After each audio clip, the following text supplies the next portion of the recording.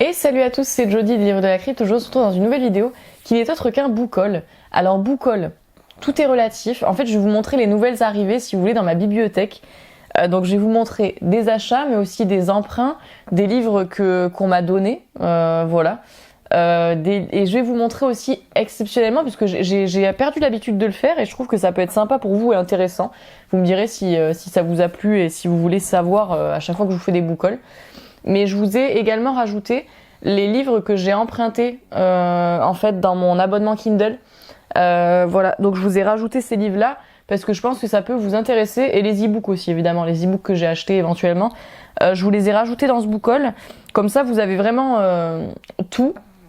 Je vais pas vous présenter évidemment des livres que j'ai achetés mais que je vous ai déjà présentés dans des updates, parce que voilà, je vous présente vraiment que ceux que vous n'avez pas vus et qui sont arrivés dans ma bibliothèque et que j'avais évidemment envie de vous montrer parce que je suis toujours intéressée quand je vous fais des book hauls, parce que j'aime bien connaître votre avis sur les livres que j'ai achetés, empruntés ou autres, pour que vous puissiez me dire évidemment si vous avez aimé, ce que vous en avez pensé. C'est toujours assez intéressant pour moi de savoir cela. Donc voilà, on va commencer de ce pas. Pour commencer ce book haul, j'ai acheté La Dame de la Chambre Close de Minetaro Mochizuki. C'est un manga que je vous ai déjà présenté dans mes mangas d'horreur préférés. C'est un manga qui en fait n'était pas réédité et qui du coup se vendait une blinde. Voilà, comme beaucoup de mangas qui ne sont pas réédités. Et là, il a été réédité et il est vendu à 10 balles et quelques. Voilà, donc si ça vous intéresse, n'hésitez pas.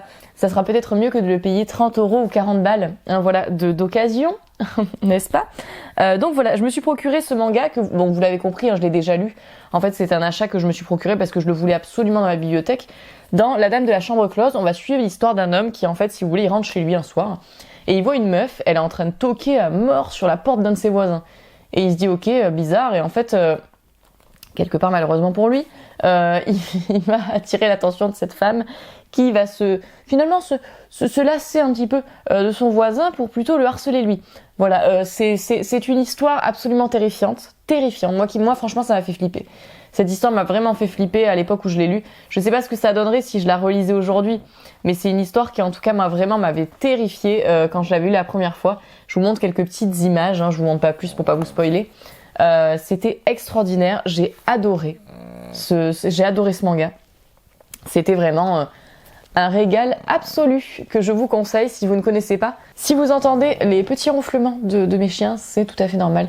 Voilà, j'espère que vous ne m'en tiendrez pas rigueur. Ils sont en train de dormir comme des petits bébés. Voilà, juste à côté de moi. Donc je suis navrée si vous entendez leurs petits ronflements. Autre lecture que j'ai à vous présenter pour cette update. Dry de Neal Shusterman. Dry de Neal Shusterman, vous le savez, Neal Shusterman et Jarrod Shusterman. À chaque fois j'oublie Jarrod, j'en suis navrée. C'est une histoire que j'avais envie de lire parce que j'ai adoré La Faucheuse dernièrement, le tome 1. Donc j'ai envie de lire un petit peu tout ce qu'a fait Neal Shusterman, évidemment. J'ai envie de lire un peu tout. Donc Dry, en fait, c'est une histoire, mais quoi de mieux en cet été, en ce printemps. Voilà, je pense que ça va être une histoire assez terrible à lire en cette saison. C'est une histoire où en fait on est dans une dystopie où il n'y a plus d'eau. Il n'y a plus d'eau. Les hommes sont en galère, il n'y a plus d'eau, et donc du coup voilà, on va suivre, si vous voulez, leur relation un peu entre eux suite à l'annonce de cette tragédie, évidemment, puisque quand t'as plus d'eau, t'es dans la mouise en tant qu'être humain, et donc du coup on va suivre un petit peu leur panique vis-à-vis de cela. Ça a l'air extraordinaire, génial, j'ai très hâte de lire cela. On a le fameux bandeau terrible et magistral, un roman impossible à lâcher, Stephen King. Voilà, je ne sais pas ce que ça vaut, mais sachez-le, il y a le bandeau de Stephen King. Voilà, sachez-le sur ce livre. Voilà, j'ai hâte de découvrir cela. J'espère que ça sera aussi bien que La Faucheuse. On verra, affaire à suivre. C'est un roman young adulte, puisque Neal et Jarrod Shusterman font plutôt dans le young adulte. Donc voilà, affaire à suivre. Ensuite, une lecture, vous allez rire, parce que là vraiment vous allez me voir vous présenter de lectures en tout cas pour ces deux-là, qui sortent vraiment de mes sentiers battus. C'est pas des livres que normalement j'aurais lus, mais en fait il y a une telle hype autour. Moi je vois la hype sur TikTok et tout. Je me dis, j'ai pas envie de décéder stupide. Voilà, et je veux savoir si c'est bien ou pas. Même si c'est pas du tout mes genres de prédiction. Et que clairement, je ne sais pas pourquoi je me lance là-dedans, parce que vraiment, ce ne sont pas du tout des genres que je lis habituellement. Mais en fait, ça m'a tellement intriguée que je me dis, allez, let's go. Le Prince Cruel de Holly Black. Voilà, on est plutôt, d'après ce que j'ai compris, dans ce qu'on appelle une romantaisie. Au secours. Mais voilà, mais moi ça m'intriguait. Je vous dis au secours, je rigole avec vous, mais en fait, en vrai, c'est des livres que, je veux dire, si je vous les montre, c'est parce que vraiment j'avais envie de les lire, ça m'intriguait trop. En fait, si vous voulez, c'est le genre de bouquin, t'as une telle hype autour que tu te dis, j'ai envie de savoir, en fait, je veux savoir pourquoi. Et en fait, là, vraiment, c'est un je veux savoir pourquoi. On va suivre, en fait, Jude. Elle vit parmi les failles des créatures sublimes, immortelles et cruelles.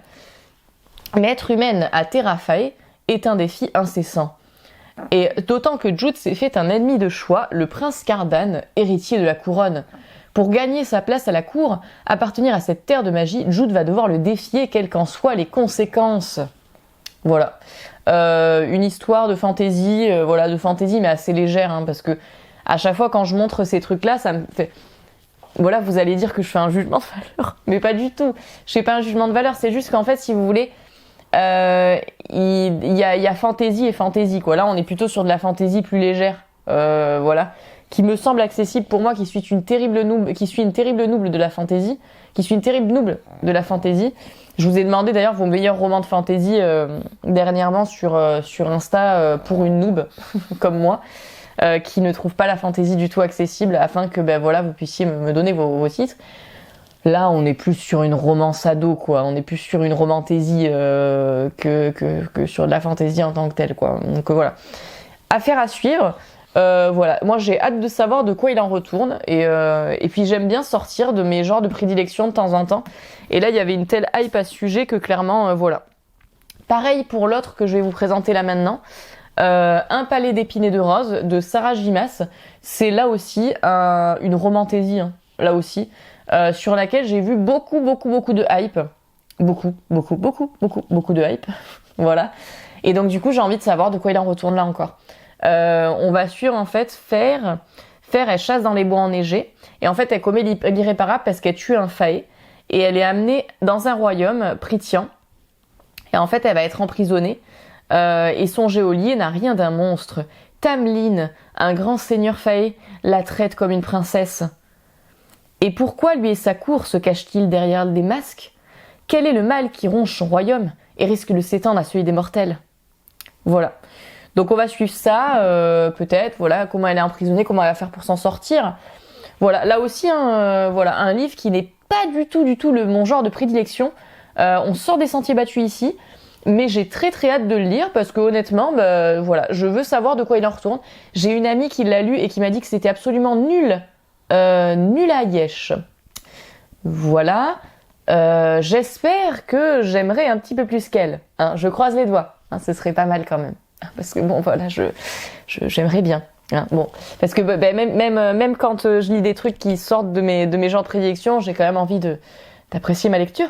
Alors j'espère que j'aimerais. Voilà. Mais du coup, voilà, pour le Prince Cruel et un palais d'épines et de roses, on est vraiment sur des lectures, je dirais, de curiosité. Les avoir vues tellement passer que du coup, tu te dis, allez, let's go.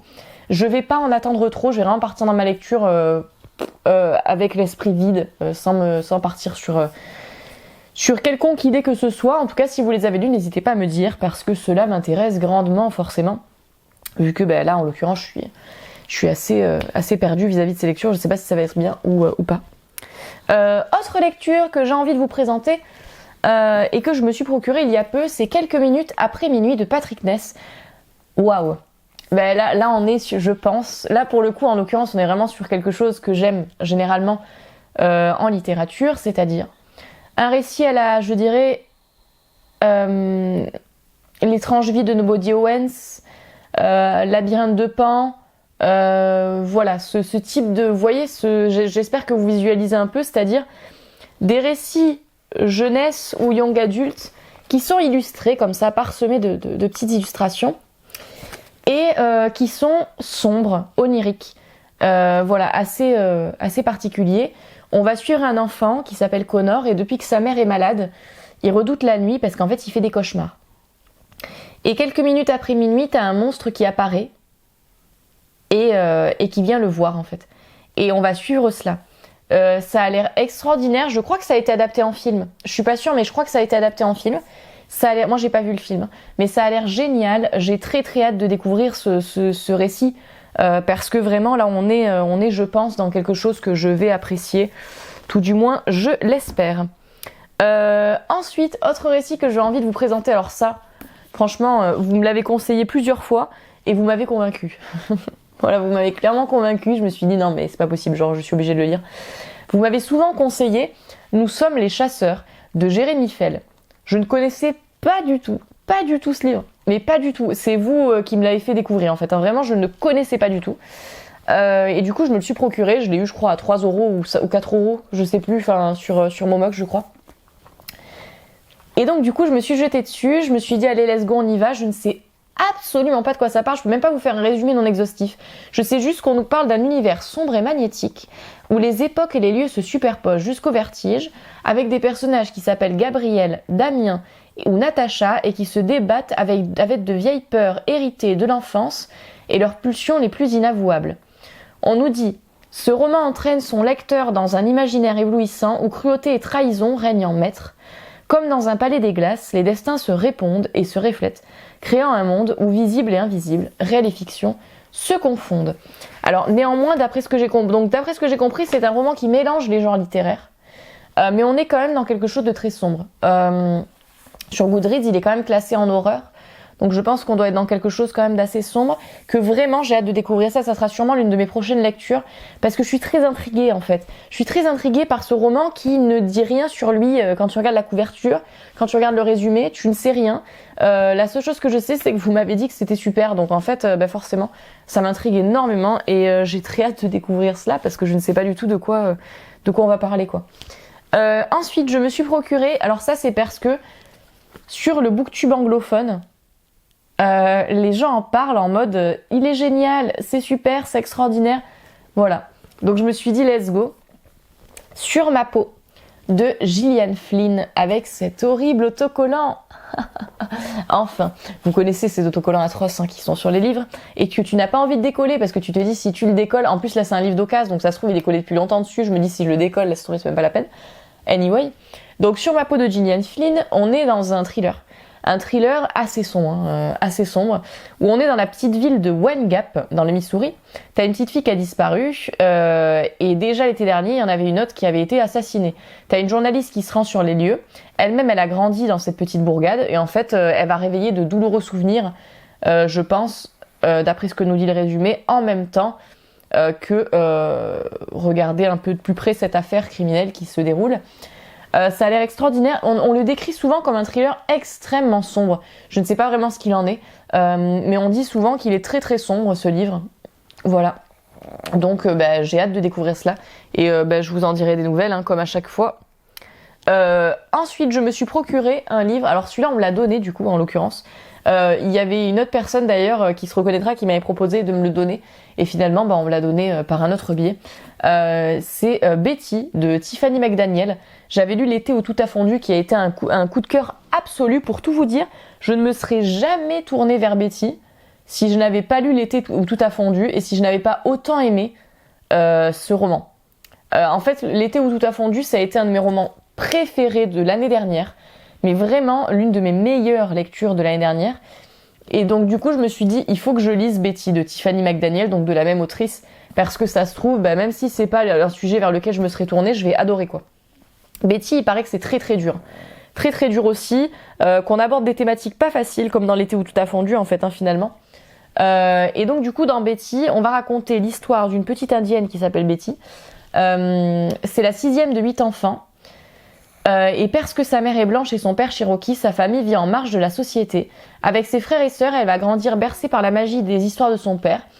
Mais les plus noirs secrets de sa famille vont se dévoiler peu à peu. Pour affronter le monde des adultes, elle va découvrir le pouvoir réparateur des mots. Donc je pense qu'on va découvrir un peu le passé de cette jeune fille. Voilà, c'est la couverture, elle est absolument magnifique. Cette édition de chez Gail Master, franchement, mais de poche, elle est incroyable, elle est sublime. Franchement, je la trouve magnifique. J'ai très très hâte de lire autre chose de cette autrice. C'était pas ma priorité, donc je m'étais pas procurée, donc je suis assez contente qu'on me l'ait donné parce que voilà, c'était pas ma priorité. Mais du coup, je suis très contente quand même d'avoir l'occasion de le découvrir, donc voilà, affaire à suivre. Ensuite, Alors là, ça, c'est tout simplement l'une d'entre vous qui me l'a donné. Voilà, on s'est croisés tout simplement dans la vraie vie. Et cette personne, du coup, m'a offert ce livre dont elle m'avait parlé en message, donc en MP. Et je la remercie infiniment. Donc c'est Pharicide de Vincent de Swart. C'est un livre qui, moi, me donne très envie. Ça a l'air vraiment super. C'est un roman assez court. C'est un roman assez court dans lequel on va suivre, en fait, tout simplement, un homme qui s'appelle Geoffroy. Il habite dans un phare, d'après ce que j'ai compris. Et en fait, il a des talents de taxidermiste. Voilà, vous voyez où je veux en venir. Et donc, du coup, on sent que ce personnage, il va un peu sombrer dans la folie. Enfin, moi, en tout cas, c'est la sensation que j'en ai. J'ai l'impression que ce récit est un peu foutu comme un journal intime. Moi, c'est le genre de récit que j'adore. Voilà, j'ai l'impression qu'on va un peu se rapprocher, si vous voulez, de la vibes un peu zombie de Joyce Carol Oates, tu vois. Ce genre de truc-là. Ça a l'air vraiment, vraiment très très bien. J'ai très très hâte de découvrir ce récit qui, à mon avis, va être assez sombre et assez, mais assez bien, quoi. Voilà. Donc, et c'est une lecture assez courte en plus, donc je pense que je vais la faire assez rapidement. Enfin, voilà, j'ai hâte de découvrir cela et je remercie encore la personne qui me l'a gentiment offert parce que ça, c'était vraiment, voilà, c'était vraiment adorable et ça me fait très plaisir. Ensuite, Les Sœurs Holo de Crystal Sutherland. C'est un roman young adulte d'horreur que j'ai très très hâte de découvrir. Ça a l'air vraiment génial, la couverture est absolument magnifique. On va suivre Iris, elle a 17 ans, elle s'est toujours sentie à part. Quand elle était enfant, ses deux sœurs et elles ont disparu un mois durant. Un événement dont elle ne se rappelle pas, mais qui les a transformées à jamais. Et quand Gray, la plus âgée de ses sœurs, disparaît à nouveau, Iris, elle va finalement faire face à son passé, à ce qui est arrivé. Et un homme à tête de taureau va la poursuivre, prêt à tout pour la tuer. Franchement, ça n'a pas l'air génial. Moi, ça me donne trop envie. J'espère que ça sera bien. Vraiment, je croise les doigts pour que ça soit bien parce que vraiment, moi, ça me hype de fou cette histoire. Ça a l'air trop bien. Un roman d'horreur young adulte qui, j'espère, ne sera pas trop young adulte non plus parce que voilà, j'espère quand même avoir un truc assez flippant. Ensuite, évidemment, bon, ça, vous n'êtes pas surpris, hein, vous ne serez même pas du tout surpris. Je me suis procuré Dans son silence de Alex Michaelides. J'ai lu Les Muses il y a peu, Les Muses qui ne m'avaient pas tout à fait conquise, hein, il faut l'admettre. Et vous avez été nombreux à me dire, mais Jodie, Dans son silence, c'est 10 000 fois mieux, c'est surprenant, c'est bien ficelé, c'est bien cool. Et donc du coup, je me suis dit, vas-y, let's go, je retente avec Dans son silence. Sachant qu'en plus, le résumé, évidemment, me hypait, hein, forcément, donc je l'ai pris. On va suivre Alicia, c'est une peintre. Elle vit dans une maison avec Gabriel, un photographe de mode. Et elle est retrouvée chez elle, complètement hagarde, recouverte de sang, devant le cadavre de son mari. Donc évidemment, suite à cet événement, en fait, évidemment, ça va être la première suspecte. Hein, et en fait, elle est totalement muette. Elle ne peut plus rien dire. Elle n'arrive plus à s'exprimer.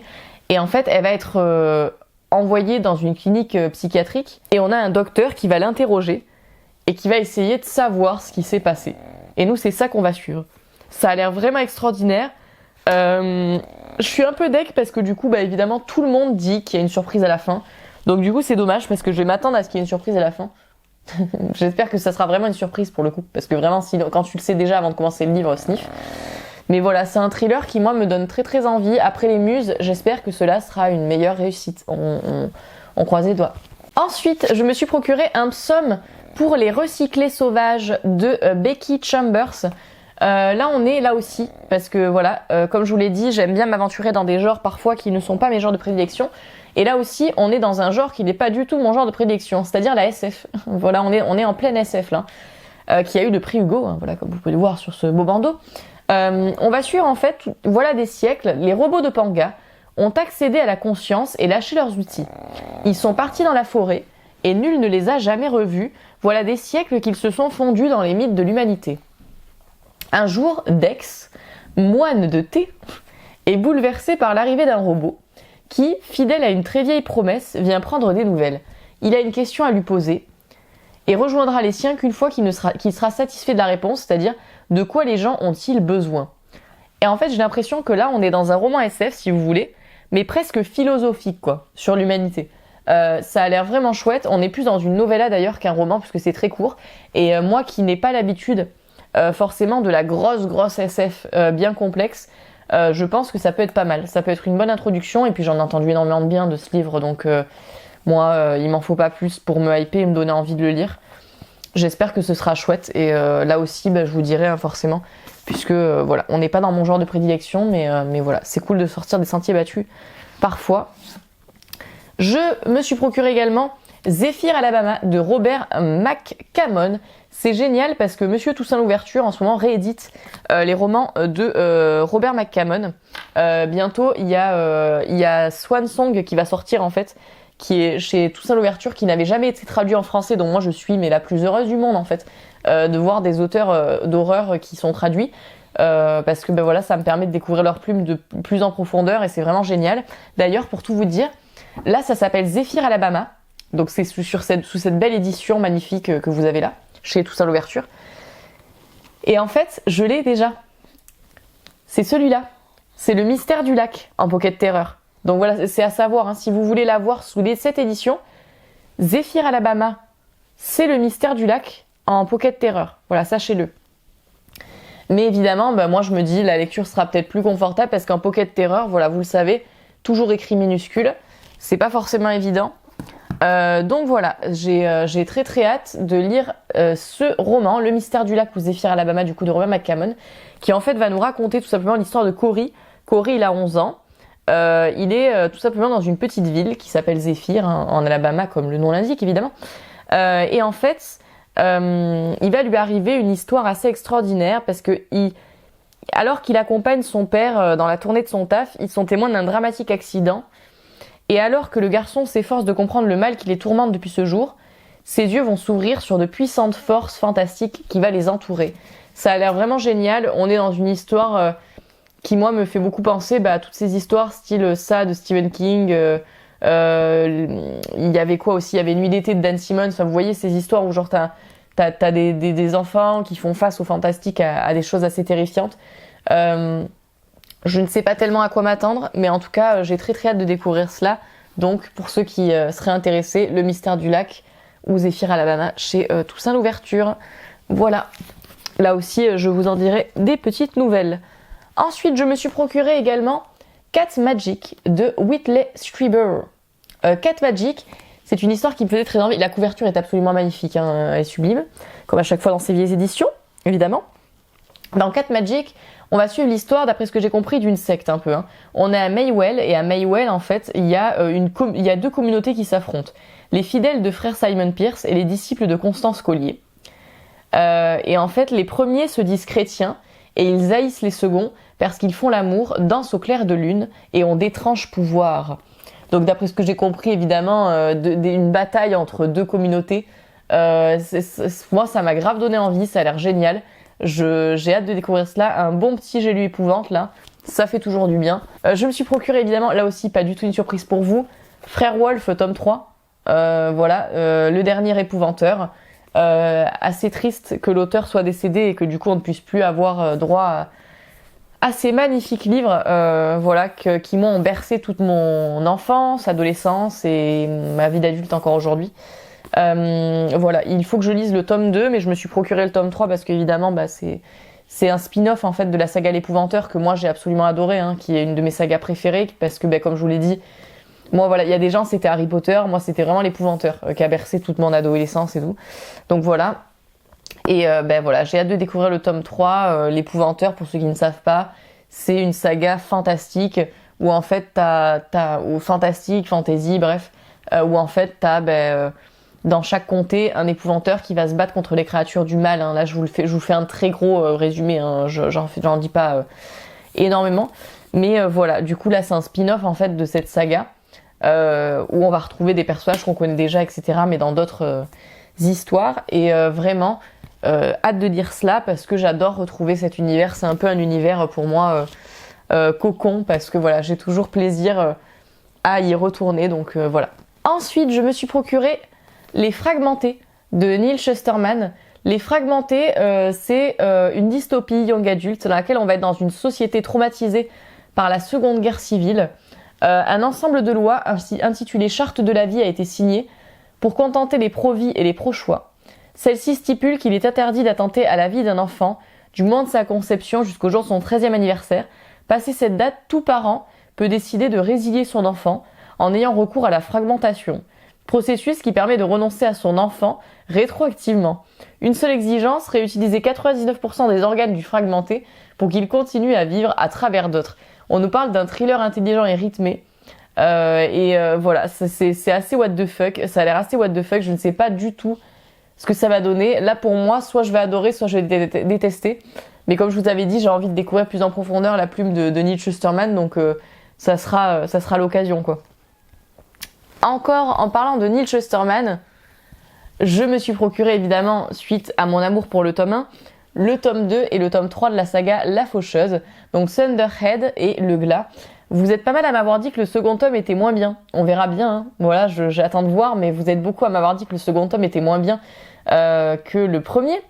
Voilà, mais j'ai tellement aimé le premier que vraiment je ne peux pas rester sans savoir la suite de cette saga, c'est pas possible. Donc affaire à suivre. J'espère que ça sera pas trop mauvais non plus et que ça sera tout de même une bonne suite de saga, quoi. Ensuite, je me suis procuré Sang impur de Graham Masterton. J'en ai entendu beaucoup de bien, donc j'avais très très envie de lire ce Graham Masterton. Mais c'est l'objectif, de toute façon, il faut que je découvre de plus en plus précisément la plume de Graham Masterton. J'en ai déjà lu pas mal, hein. Mais j'ai envie d'en lire encore plus, parce que évidemment c'est une plume classique de l'horreur, je pense. C'est un des auteurs incontournables de l'horreur, quoi. Si on vous parle du genre horrifique, Graham Masterton, vous avez forcément entendu parler de lui, c'est obligé. Je veux dire, on est vraiment sur, voilà, quoi, c'est auteur incontournable. Il y a des auteurs comme ça dans l'horreur, c'est auteur incontournable, et Graham Masterton, c'est clairement le cas. Et là, en fait, ce récit me fait trop envie. Je pense que je vais le dire dans pas longtemps, parce que voilà, mais de toute façon, tous les Graham Masterton me font envie, donc bref. On va suivre Terence Pearson. Par un après-midi d'orage, il va arrêter sa voiture en pleine campagne et il massacre 2 de ses enfants à coups de faucille. Voilà, t'es là, t'es en mode what the fuck, pourquoi il a fait ça? Il va être appréhendé peu après et il va refuser de répondre aux questions de la police. Il veut pas répondre à leurs questions. Et peu à peu, le policier chargé de l'enquête, en fait, il va finir par comprendre que l'homme croit à sa lignée contaminée par les gènes du voyageur vert, créature mi-humaine, mi-végétale, des légendes tchèques. Et c'est pour empêcher le retour de celui-ci qu'il a tué ses enfants. Et donc voilà, on va suivre la suite. À chaque fois, Masterton, il a le chic pour faire des histoires qui sont absolument totalement originales et absolument extraordinaires. Et là vraiment, cette histoire de voyageur vert, m'en fallait-il plus? M'en fallait-il plus? Vraiment? Non, je ne crois pas. M'en fallait-il plus pour que j'ai envie de lire ce truc? Vraiment pas, quoi. Genre là, ça a l'air juste génial. Et voilà. Mais je vous dis, il faut vraiment que je lise un peu plus de Graham Masterton, c'est l'objectif. Parce que j'en ai déjà lu beaucoup, mais il m'en reste encore à lire. Mais tant mieux dans un sens, tant mieux, parce que comme je vous ai dit, dès qu'il te reste plus de livres à lire de tes auteurs comme ça que t'adores, t'es très triste. T'es très très triste. Genre là, les Clive Barker, je crois que j'arrive bientôt à bout et je vais être très triste. Je me suis procuré encore un incontournable de l'horreur chez Pocket Terror, La Loterie de Shirley Jackson. Et en fait, je ne connaissais pas du tout. J'ai appris l'existence de tout simplement de ce livre parce que je ne le connaissais pas du tout. Et on en dit beaucoup de bien. La Loterie, d'après ce que j'ai compris, c'est tout simplement un recueil de nouvelles horrifiques de Shirley Jackson, dont j'entends énormément le bien. Et franchement, l'histoire de la loterie, je crois, c'est l'histoire qui m'a fait le plus envie de ce truc. En fait, c'est un recueil de nouvelles. On nous dit: il suffit parfois d'une simple rage de dents pour s'enfoncer dans un cauchemar sans issue. Où que vous alliez, vous êtes perdu. D'un côté, un univers bureaucratique absurde sans espoir. De l'autre, la superstition, le retour à la barbarie. Regardez bien autour de vous, vous êtes un enfer, vous ne l'avez jamais quitté. Ça a l'air juste extraordinaire. J'ai Maison hantée d'ailleurs dans ma palle, que j'ai envie de lire bientôt. Et donc la plume de Shirley Jackson, c'est une plume que je vais découvrir très bientôt, parce que c'est une plume que j'ai très envie de découvrir en horreur. Et je veux voir en fait de quoi il en retourne, tout simplement. Parce que c'est une plume classique, et avec les plumes classiques, t'as toujours envie de savoir pourquoi c'est des plumes classiques. Autre récit que je me suis procuré, Six of Crows de Leigh Bardugo. C'est tout simplement un roman young adulte de fantasy qui se trouve dans l'univers de Grisha. Je ne connais pas du tout l'univers de Grisha, mais d'après ce qu'on m'a dit, Six of Crows, tu peux le lire sans connaître Grisha, quoi. C'est pas un problème. Et ça me faisait très envie. On est dans les bas-fonds de Ketterdam, où il y a des gangs rivaux. L'homme le plus ambitieux et le plus jeune de la pègre, Casebreaker, est connu pour être un voleur hors pair. Il est prêt à tout pour de l'argent et il accepte la mission d'un riche marchand, Van Eyck. Sa mission, c'est de délivrer un savant du palais de glace, réputé imprenable.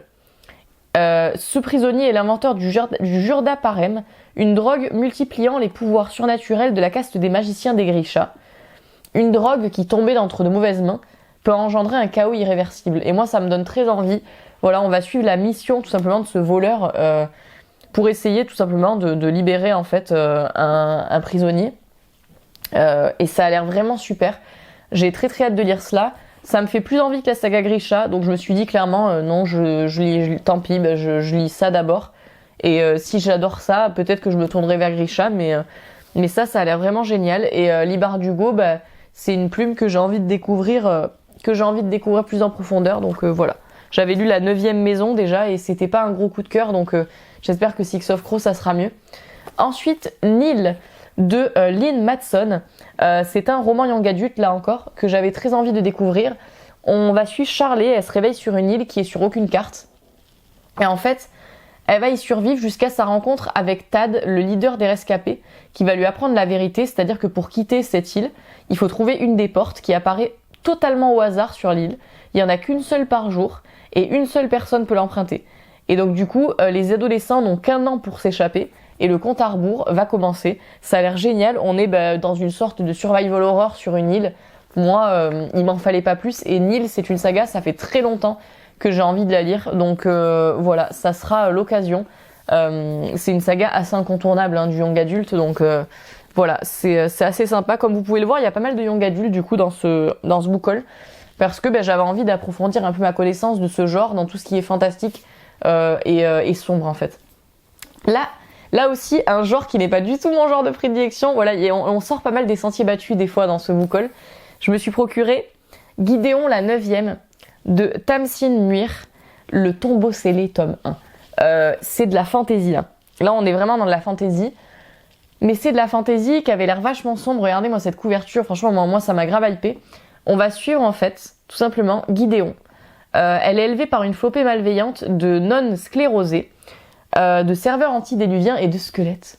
Et donc du coup, elle est prête à laisser derrière elle une vie de servitude et la perspective d'un au-delà sous forme de cadavre réanimé.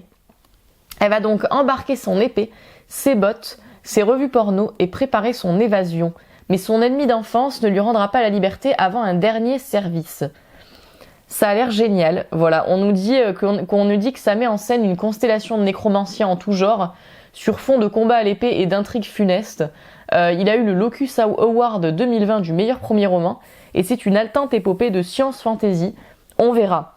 C'est qui tout double, comme je vous l'ai dit avec ce genre. Soit pour moi c'est assez accessible et du coup je parviens à comprendre ce que je lis et donc du coup ça sera un coup de cœur, soit malheureusement, comme à chaque fois que je lis de la fantasy je comprends rien et donc du coup malheureusement ça ne fonctionnera pas.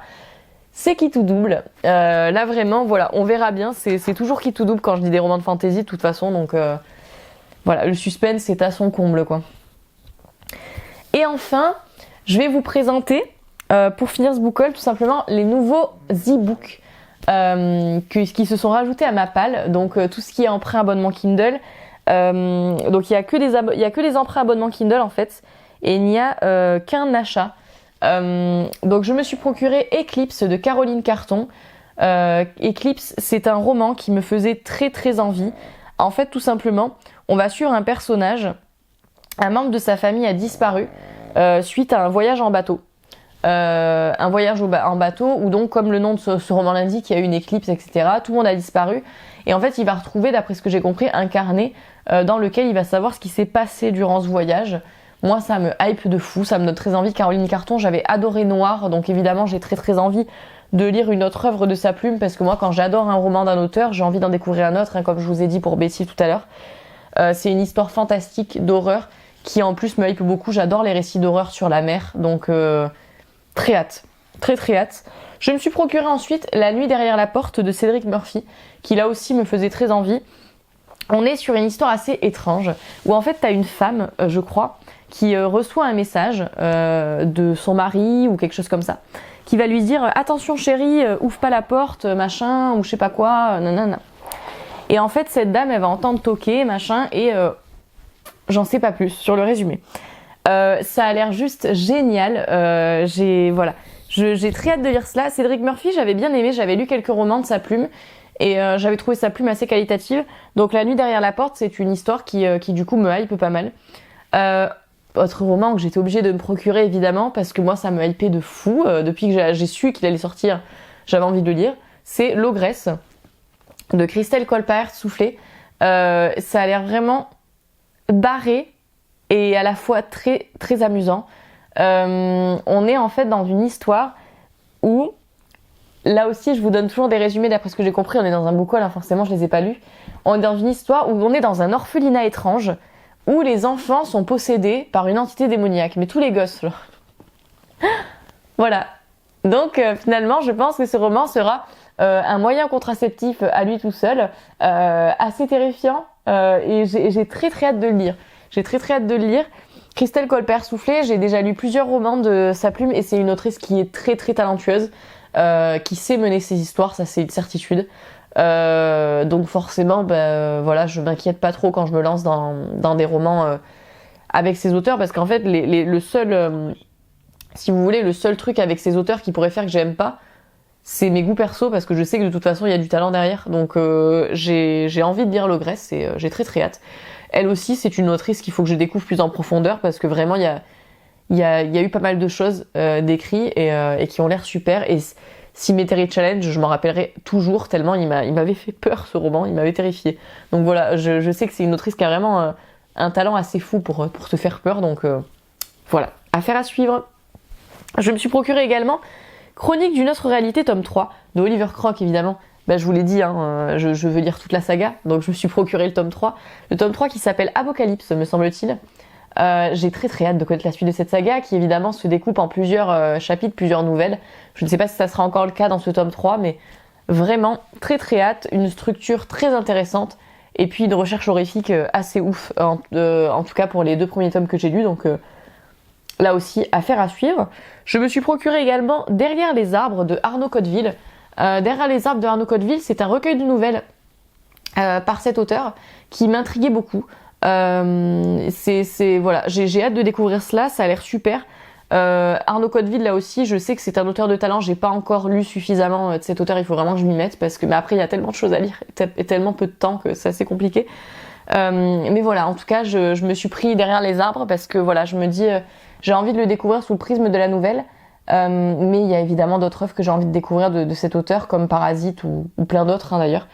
Mais voilà, on va continuer, on continue doucement mais sûrement du coup dans la découverte de la plume de cet auteur. J'ai lu La Tour de Sélénite qui m'avait plu, donc voilà, hâte de découvrir par la suite ce qui a été fait aussi. Je me suis procuré ensuite La Maison Jaune de J.R. Cobencroft. J'ai lu dernièrement Le Cahier Bleu qui m'avait plu, donc là encore, hein, on poursuit la connaissance de la plume de cet auteur qui m'a vraiment surprise avec le Cahier Bleu. Et donc du coup, hâte de découvrir La Maison Jaune de Cobencroft. La Maison Jaune qui nous parle évidemment, comme son nom l'indique, hein, d'une maison assez inquiétante. On nous dit qu'on suit un personnage qui s'appelle François, qui est sur le point de faire la plus grande découverte de notre histoire, mais il a des angoisses, des crises qui lui barrent la route en fait. Un mal étrange dont l'origine se cache dans les profondeurs d'une demeure, d'une maison oubliée sur la colline. Et en fait, le chercheur va essayer d'enfreindre les lois de la physique pour savoir ce qui s'est passé. J'ai l'impression qu'on est dans un truc un peu comme Le Cahier Bleu, c'est-à-dire un truc, si vous voulez, où t'es dans de la SF horreur un peu. Et moi, j'adore ce genre. C'est un genre que je kiffe. La SF horror, c'est un genre que je kiffe et que du coup, vraiment, je me languis de découvrir parce que, voilà, parce que vraiment, du coup, Le Cahier Bleu m'avait surpris. Donc je me dis La Maison Jaune peut me surprendre également, donc ça a l'air vraiment bien. Ensuite, je me suis procuré là pour le coup Les Fils d'Adam de David Bédard. Alors là, celui-là, je crois que j'en ai entendu mais tellement de bien que je me dis c'est obligé, il faut que je le lise quoi. C'est limite un incontournable, tu vois, les Fils d'Adam quoi. Et il y a la suite qui est sortie il y a pas longtemps, donc en fait je me dis allez let's go, tu vois, il faut que je le découvre maintenant. On va suivre Sarah, elle est ennuyée par son emploi qui est monotone, sa vie amoureuse décevante. Elle va tout abandonner et elle va partir vivre dans l'Ouest canadien. Ses plans vont être chamboulés quand elle va faire la rencontre de Greg, séduisant playboy dont elle tombera sous le charme malgré elle. Dès leur premier rendez-vous, Sarah va comprendre cependant que son courtisan dissimule de sombres secrets, hein, tout comme le manoir où il demeure. Donc en fait on va suivre tout simplement, je pense, une femme qui la pauvre, va penser découvrir l'homme de sa vie, alors qu'en fait c'est un énorme psychopathe complètement taré. Voilà, je pense que on se rapproche un peu de ça. Trop hâte. Mais de toute façon, pour tous les livres que je vous présente dans les Bookols, évidemment, j'ai trop hâte, puisque c'est des livres que j'ai envie de découvrir. J'en ai terminé pour ce Bookol, je vous ai tout présenté. Il était infiniment long, ce Bookol, parce qu'évidemment, je vous ai montré... Habituellement, je vous montre que mes achats. Alors que là, je vous ai montré vraiment mes emprunts, des petits cadeaux. Je vous ai montré aussi, voilà, je vous ai pas montré que les achats, on va dire. Je vous ai vraiment tout montré. Donc voilà, j'espère que ça vous aura plu. N'hésitez pas en tout cas à me dire ce que vous avez pensé vraiment des livres que je vous ai présentés dans cette vidéo, parce que ça m'intéresse beaucoup quand je vous fais des updates de savoir un petit peu ce que vous pensez des livres que je vous montre ici. En tout cas, j'espère que ça vous aura plu. Et puis moi, je vous fais de gros bisous et je vous dis à très vite pour une prochaine vidéo.